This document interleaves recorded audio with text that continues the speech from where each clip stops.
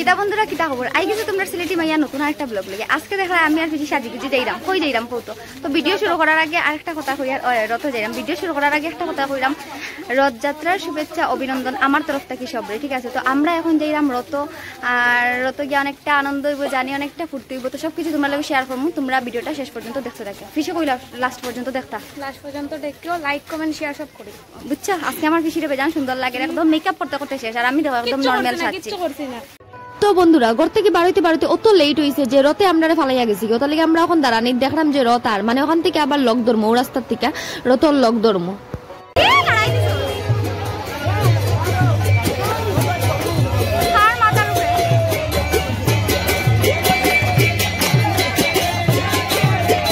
বন্ধুরা তোমরা খালি রথের ভিড়টা দেখো অত ভিড় আমি নানি রথর রশিটা বালাটিকে টানতেও পারছি না তুরা টানছি সেখানে না ভিড়ের মধ্যে মানুষে ফাড়ামারিয়া স্যান্ডেল উন্ডেল সব খুলি লাইন বুঝছো নি কিতা করতাম কৌতো আর তাও অত ভিড়ের মধ্যে আমি আর ফিসিয়ে গল্প করতে করতে আমরা আর শেষ নাই গল্প করতে করতে দেখছি ভিড় কমছে ওটার লাগে আমি এখন আই গেছি